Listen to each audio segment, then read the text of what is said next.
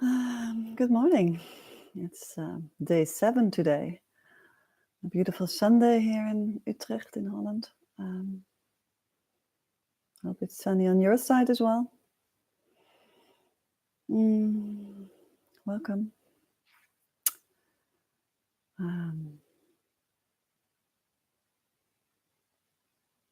I'm very happy to receive some questions from your side, either in the group or directly towards me personally.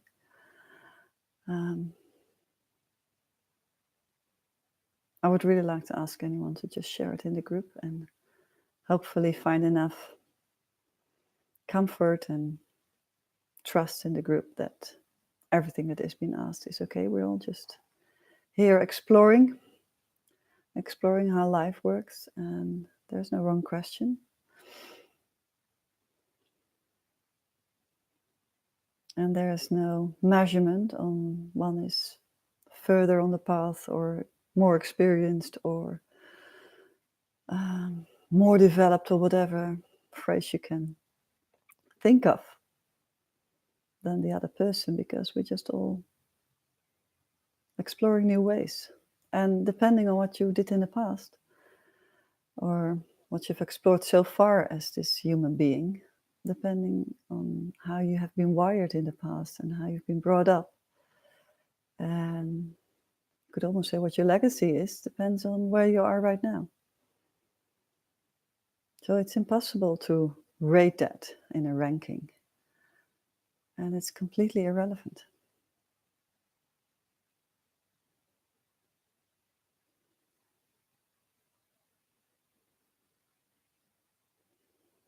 The only goal is to become aware of what is happening so you can literally deal with it or release it or change your perspective on it.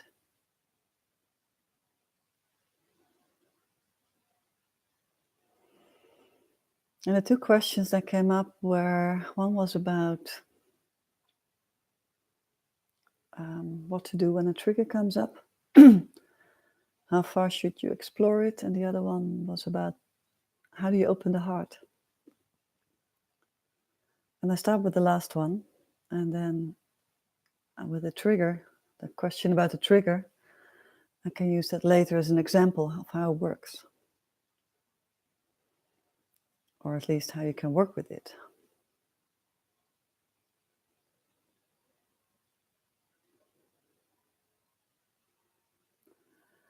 And I use the phrase opening the heart as a kind of metaphor to open up to the heart. So I think opening up is a better phrase than even open the heart. Because your heart is always open, you're just not aware of it. So you becoming aware of opening up to your heart is what it is about. And even the you is not the you who you think you are. It's not the person identity. It's not the person mind.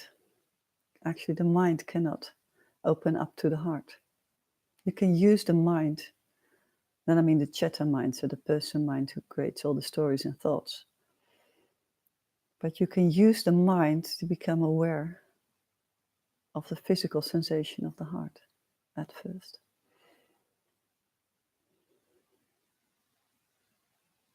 So it's a kind of it's a rather complex wiring system we have.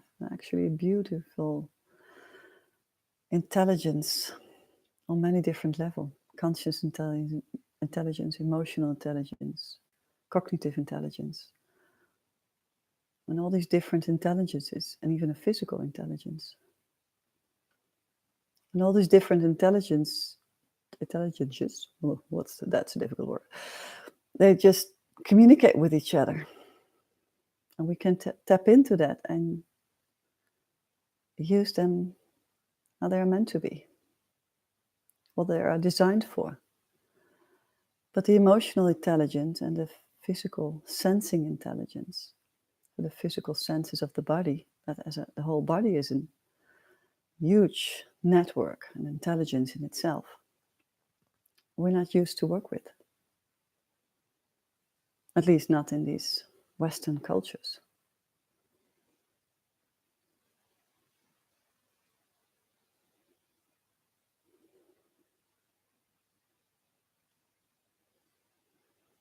And why sensing into your heart and opening up to that space, that physical space, is so important? Because everything is a vibrational frequency. So everything is an energy, and we can only change that energy if we release it to a higher frequency. And the heart is that of a higher frequency. So that's where it gets released.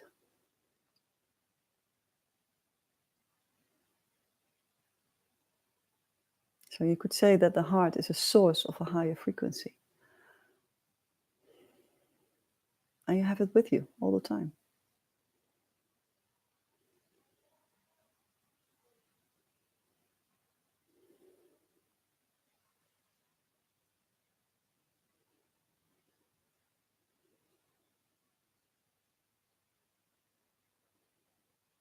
And the reason why I'm saying you're not who you think you are, you're not the person identity, is because if you can be aware, if we talked about it, that the identity is actually a bundle of thoughts and experiences. But even experiences are translated into a thought in the mind. And that's creating your identity. But if you can become aware of your thoughts, and which hopefully after this first week you becoming aware of every now and then you cannot be the one who is the thoughts, because you cannot be the subject and object at the same time. So it's you who's observing the thoughts. So you cannot be your thoughts. It's just impossible to be subject and object at the same time. So you're actually looking at your thoughts, and you can look or sense your heart. It's still not you, because you is the one who's observing it.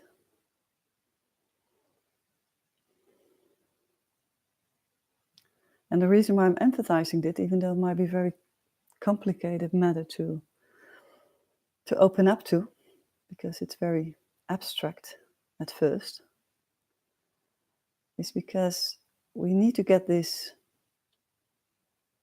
identification of every thought and every sensation, every vibration we feel. We have to get the person out of it.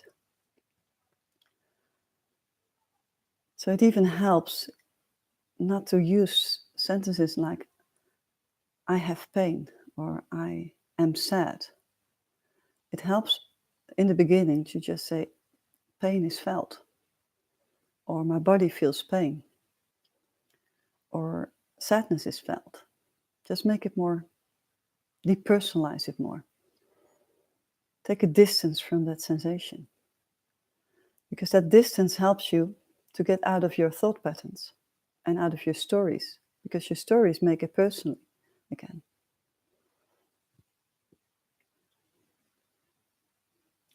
And we want to become more the observer of everything, so we can be fully with what we observe, without any judgment, without any interpretation, without any thoughts, without any belief systems we have from the past, or ideas we have, or assumptions we make.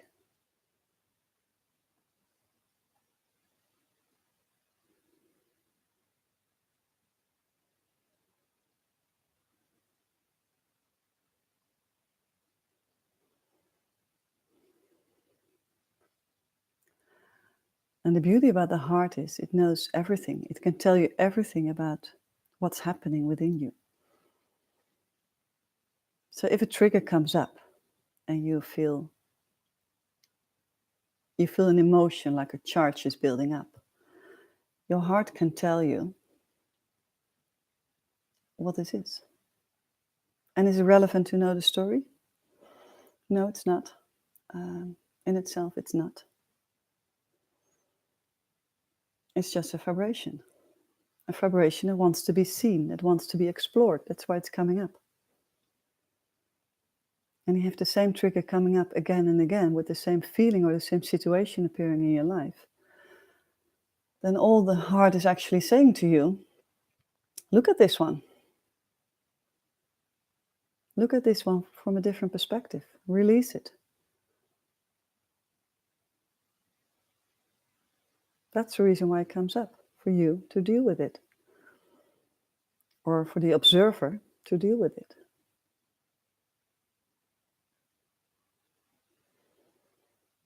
And being the observer, or being in this unconditional, loving position, observing the vibration that's happening, or the frequency that is felt in your system, it can be released. But it cannot be released by the mind telling itself to release it. Or what it actually does is it just ignores it, or it shuts it down, like, that's not relevant for me today. I just put up a smile, and I'll feel like happy again, and I continue. But if it's really something for you to learn, it keeps coming back again and again and again until it's released.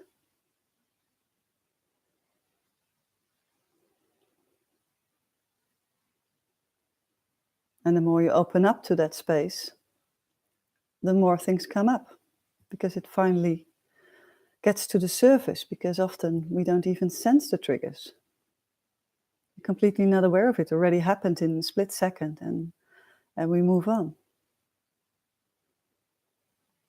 And we have been annoyed or irritated, but we're not even aware of that, or we are aware of that, but we don't think it's relevant to us because it was the other person's fault.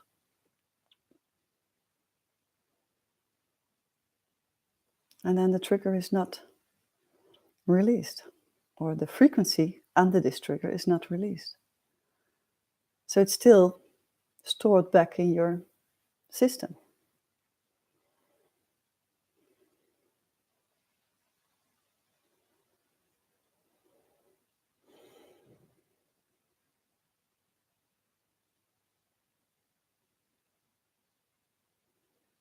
So once a teacher I followed in the beginning, who only observes anything from energy and frequencies, he said, like, envision your body or your human system as a spider web. You know, the spider web, all these crossings where one line goes to the other line, crosses the other line.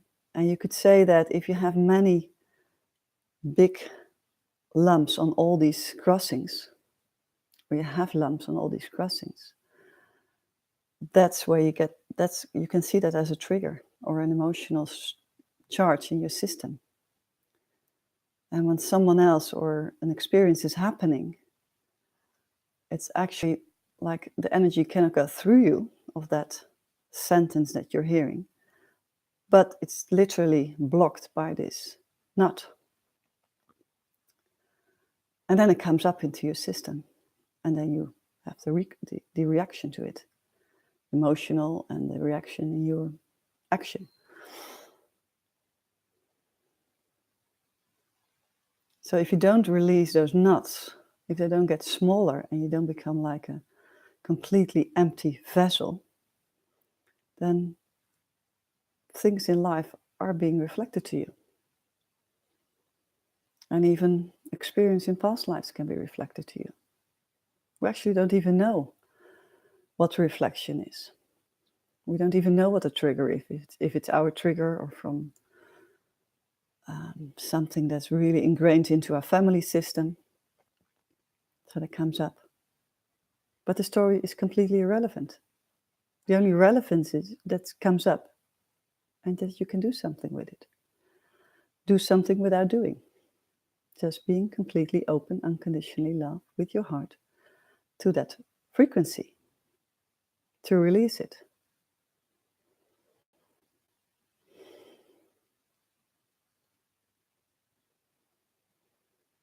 And of course, the mind is in going to your heart, and your mind is just getting into the way again. into your way again. It just keeps coming up with like, oh, do you really sense your heart? Is that what I need to sense? It wants confirmation, or it even pulls up a lot of other belief systems like, wow, this is really too fluffy, this stuff, and it's nothing for me, and I'm okay with my heart because I have a good and a happy life and everything is fine. But you also can use the heart. It doesn't only show you what is not happening well, like what is still as a trigger in your system, but it also shows you where excitement is. So your heart is a pure guiding system for you to live life. And your heart knows everything. And it can tell you exactly when something feels right. Because then this excitement comes up, or this feeling of happiness, or this feeling of contentment comes up, or even this feeling of peacefulness comes up. And then whatever is happening in your life feels as a good vibration. That's also been shown by your heart, not just the negative things, everything. But sometimes people only experience nice things in life with the mind and create stories like how amazing their lives is, and keep confirming that, like, I really have a great life.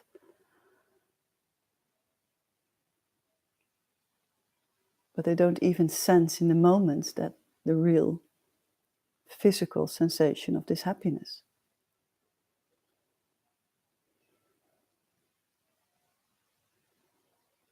And for other people, this whole thing, connection to the heart, is just a given. They're already connected to it. They were raised differently or wired differently, or they had surroundings that taught them differently when they were young.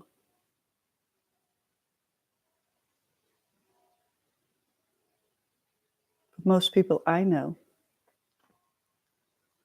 are not so connected to the heart, sorry. And I was not so connected to my heart as well. Probably I want to say that sentence.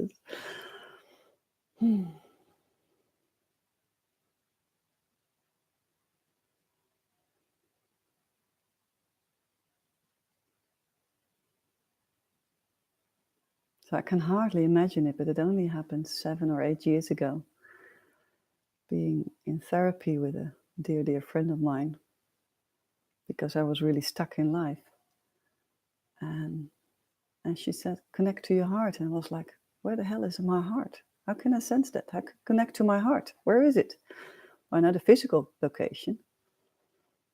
So that's where it is, the physical location. Connect to your heart in the physical location. Really visualize, if that helps. And put your hand on your heart, if that helps. And try what helps for you, but just firstly sense the physical location. You can sense your heartbeat. Not just through your hand putting on your heart, you can sense it, because then you sense actually the reaction in your hand. But just sitting like this and tuning in and sensing, you can sense your heartbeat. And you can sense the subtle differences in your heartbeat when something happens.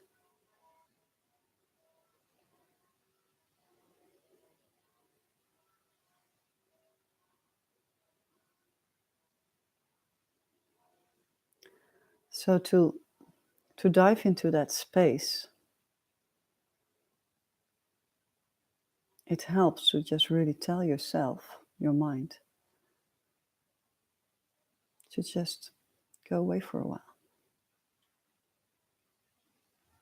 and try to become empty and just focus on sensing.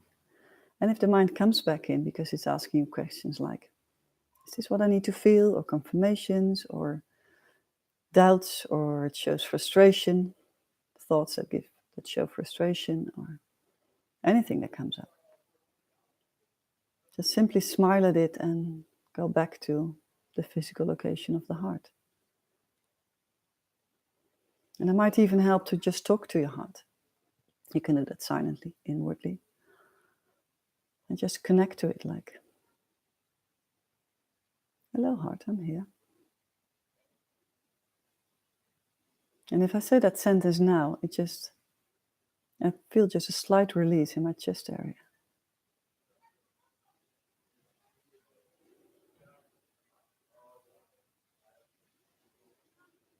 And it helps to try to experiment into these different senses when you feel good. So don't start with this when you are fully in a trigger, because then it's basically impossible at first. And the frustration gets only bigger. And if you feel really sad, it's also quite difficult to sense the heart. Then just sit with the sadness.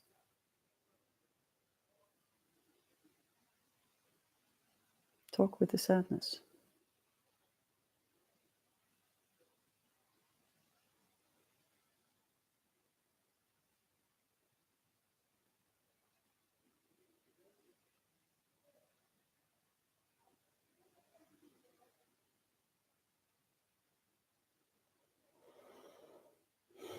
And if you have children, and you know this feeling that you can look at your child and you can feel so much love,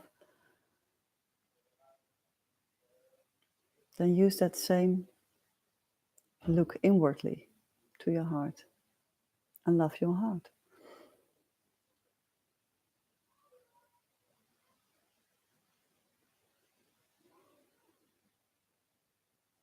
Because this openness to love, to yourself, to loving yourself almost, but even this openness to love of sensing is already a little surrender that's needed to be able to sense, because otherwise the judgment comes in.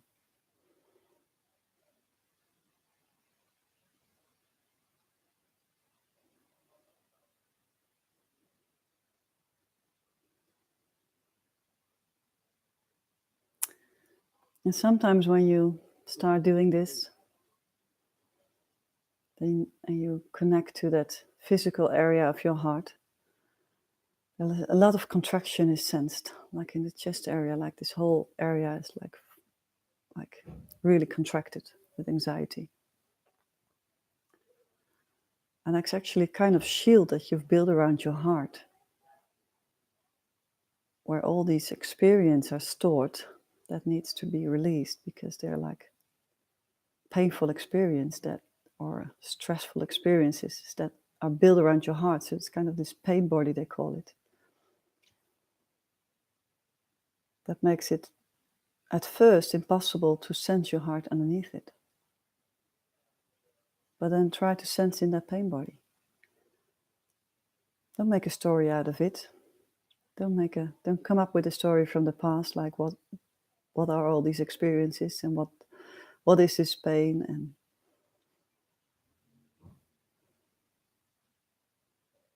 just sense it with a lot of love and kindness. And it really helps to smile when you do this.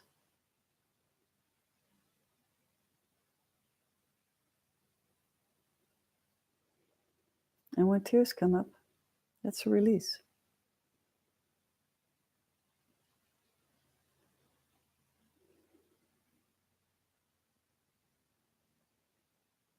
And when you're shifting from this person mind state that I think I explained yesterday, towards this empathic mind, so you're opening up to this heart space, even unconsciously. But you probably are so ready for opening up to this, releasing these old patterns, these old energy frequencies, that you might experience that your tears are coming up very easily. And be so happy with that. It's a release system.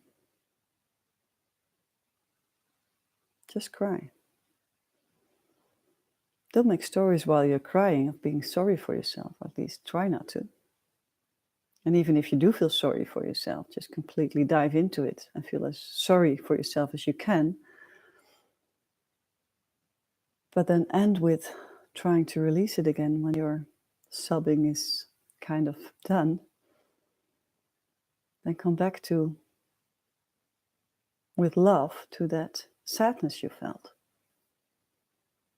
So it can really be released. Otherwise, you store it again, and that same energy is still in your system and not released, and it will come up again.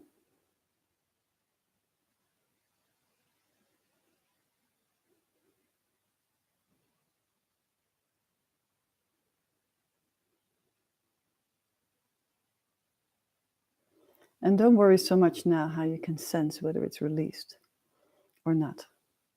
Because if I tell you that, then you probably will only focus on this release. At least that's what I did for many years. I was so focused on the release that my person mind came back in like I need to perform something. So there was a lot of doing, and obviously there was no release at all happening. But just trust yourself, or trust this process, this intelligence of yourself. That if you completely surrender to whatever comes up,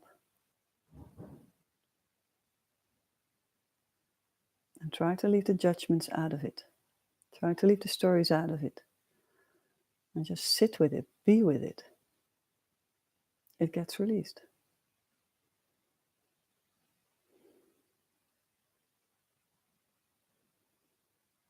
Even without a physical sensation of release. Because you might not be able to sense that yet. You might not be yet able to be so sensitive in these little details of the heart.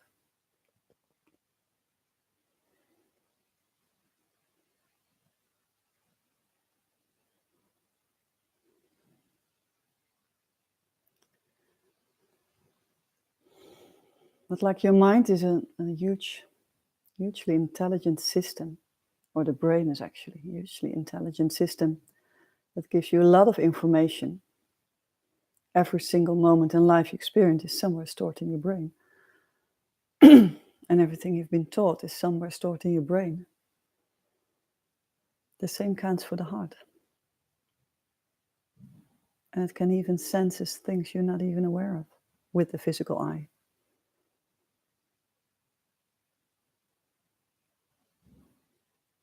So let's use this beauty within us. Let's make it our best friends.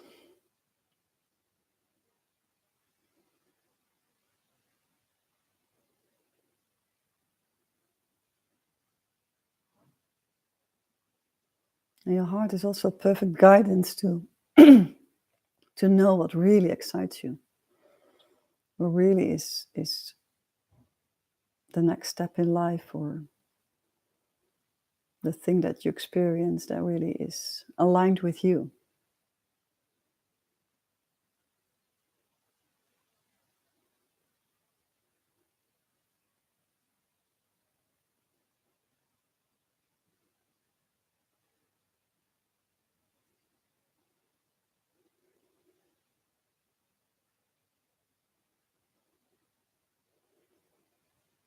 And that information we need when we go into the empowered mind phase of evolution. So you need to be aligned with yourself, or with your heart, or with your system, to know what's right and to know what excites you. And to distinguish the difference between a fear or doubt or critical voice and something that truly excites you. Because it's the mind that constantly takes us off track.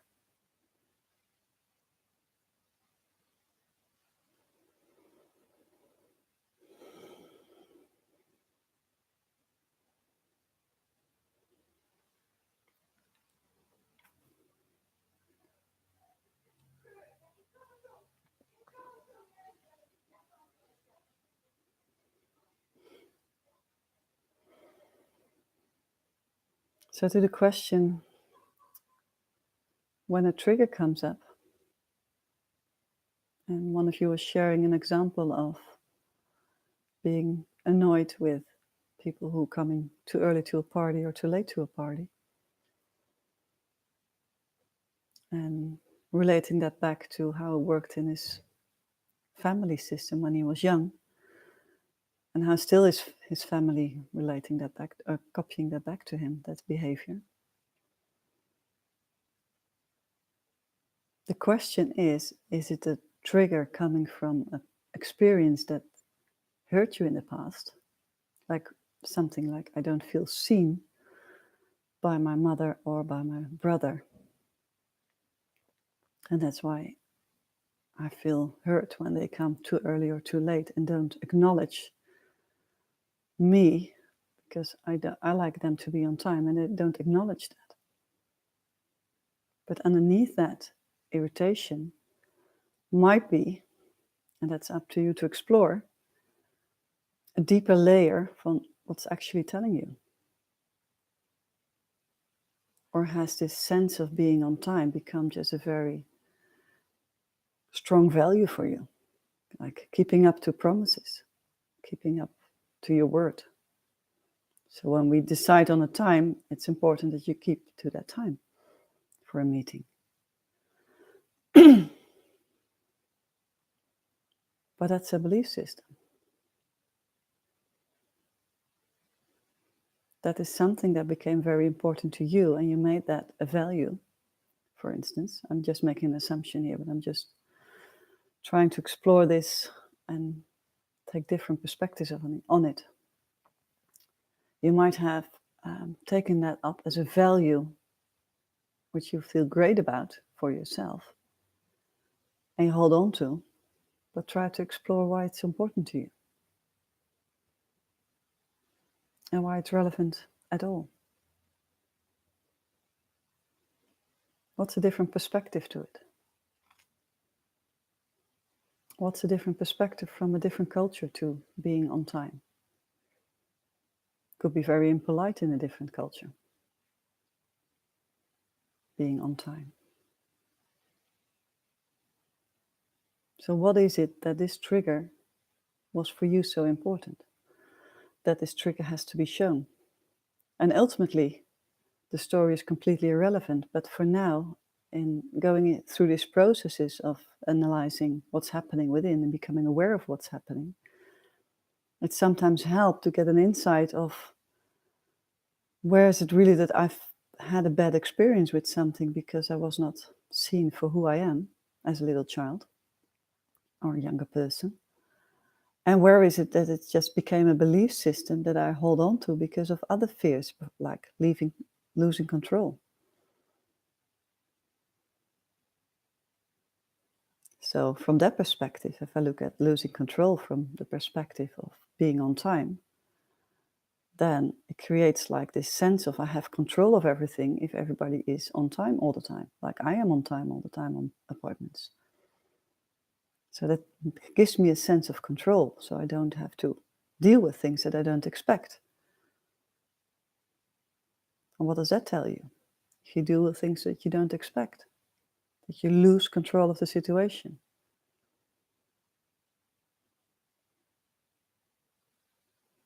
Is this control coming up in different aspects of your life? Is this control the thing you need to look at?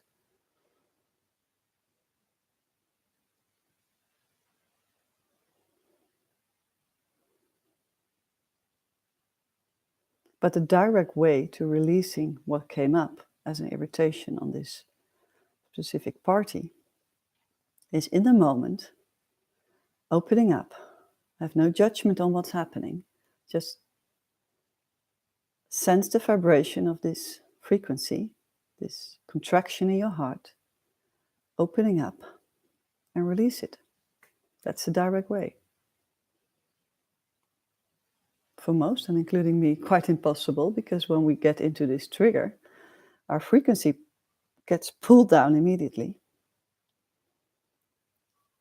And I had this one last night when I was very tired and something happened with my children, and I was just pulled down immediately, and with my ex. And from that state of that lower frequency, it's so hard to open up to that space of love. It's so hard. It's just hard. It needs practice.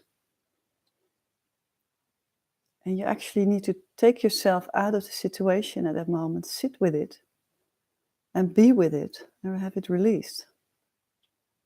Instead of what I did, I projected it to someone else.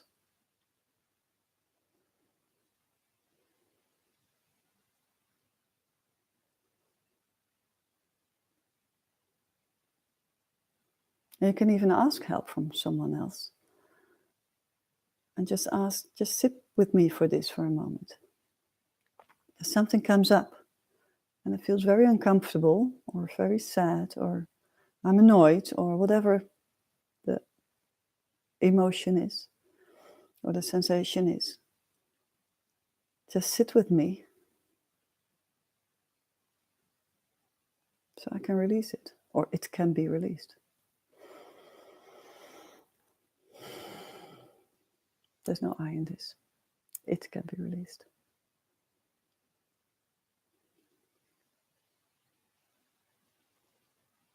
Or presence can release it.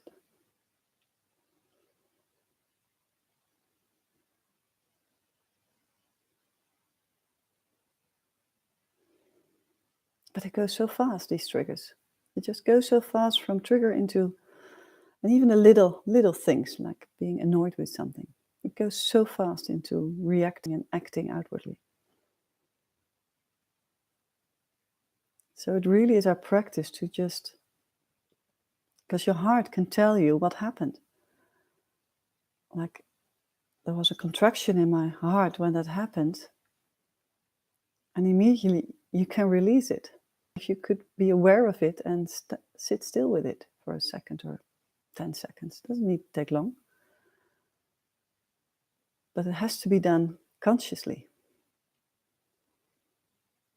It has to be done from a presence awareness on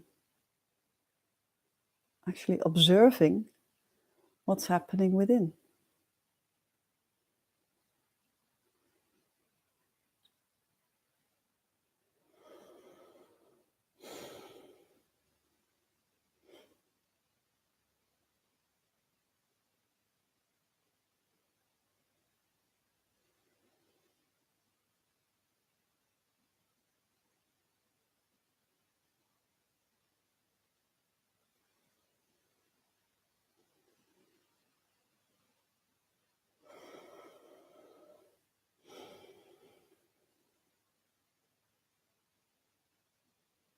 So for now, I don't want to get into discussion of the difference between presence and awareness of the heart. And I think that for all of us, it's easier and very useful to just now practice with sensing the heart.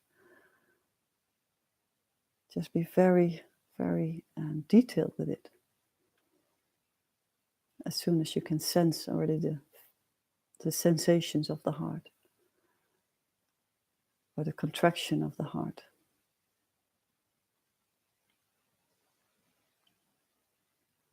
And don't be too hard on yourself. When you feel your chest contracting, take that as a confirmation that your heart is contracting. And there are more chakra systems who you can explore, but that's even more deeper sensing than the physical heart. That makes it perhaps easier or more tangible to start with.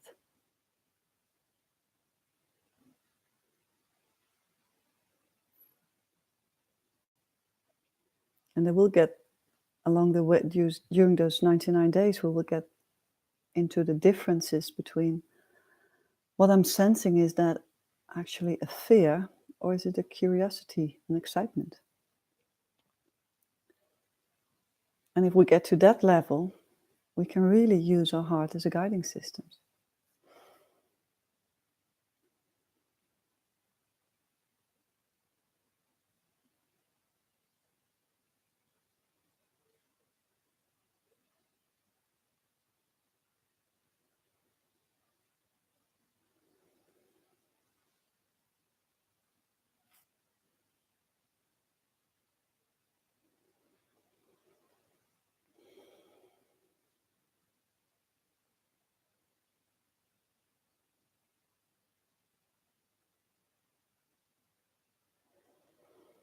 So life in itself is actually very, very simple if you break it down.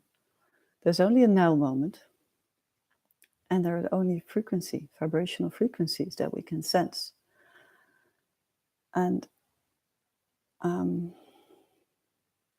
that what comes up in the now moment is that what needs to be explored by you. And that's basically all that happens, because from that state, something else happens.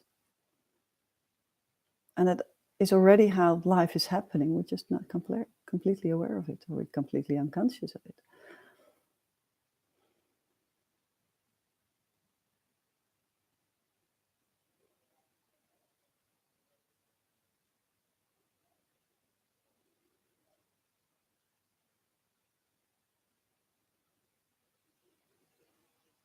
But if we would explore the sensations and the frequencies and notice when we're really happy with something or really excited, or then we can just completely be fully present with that excitement, and not in our mind with stories like something that might happen in the future again, or expectations like, will I experience this again, or is this really happening, or whatever comes up in the mind. And when we're in the mind, we're out of the now. You cannot be in the now and in the mind at the same time. It's impossible. Try it. It's just impossible.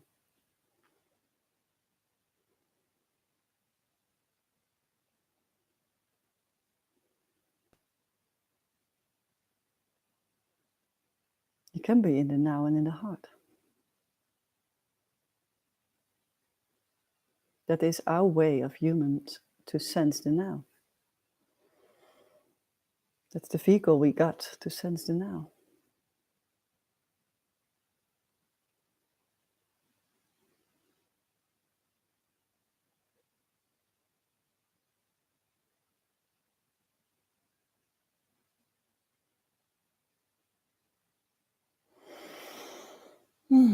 Okay. I hope this helps. If not, or you need some more explanation or some more pointers to guide you to that area, that physical place of your heart, please share in the group, or it would be really helpful if you just share what you experience and what comes up. Because doing this process all by yourself, it can be often giving doubts, or feeling like you're lacking behind, or you're judging yourself as what you should have achieved right now. And it really helps if you share in the group and notice that someone else is actually dealing with the same question as you are,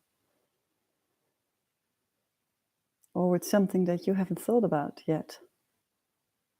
But when someone else asks it, it suddenly makes sense to you.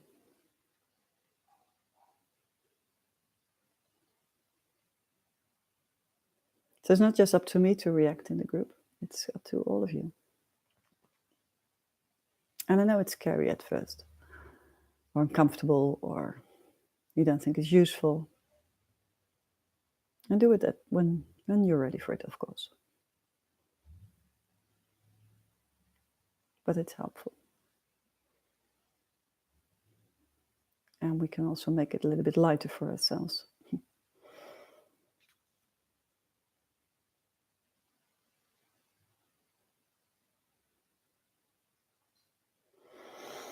Okay, for the next week, I haven't shared the schedule for the times yet. And I'm actually, for 1 week, changing the schedule to the morning hours.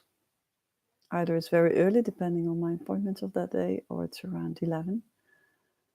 And I know it will be very useful for us to see it all live at the same time, but we all have different working schedules. We're even in different time zones here. So it's quite impossible to be here all life at the same time. And it's still the linear mind who thinks that that's a problem, because, like I said before, as soon as you tune into this video, you tune in this field of like you're present with this at the same time. Because it's only the mind that thinks in linearity. Linear time doesn't exist as we perceive it. That's another topic, I guess. So I put out a schedule, and the reason why I want to do it in the mornings is because it feels different to me. It feels like there's more energy, more openness, more frequency in the morning for me. So like I said before, I wake up every morning with like, I want to talk about this one, and then I drop the subject. But if the live session is in the evening, it just keeps coming back the whole day for me, which in itself is fine. But there's like, I want to tell it now kind of feeling. I want to share it now. And then I have to wait so long. And then I do get tired in the evening often, depending on how the day went. So I just want to explore how it feels to do it in the morning, and then see how that works for all of you. If that makes a difference for you. Or even if it fits into your schedule easily. Okay, longer session today. But I'll leave it here, and I'll see you all tomorrow. Ciao.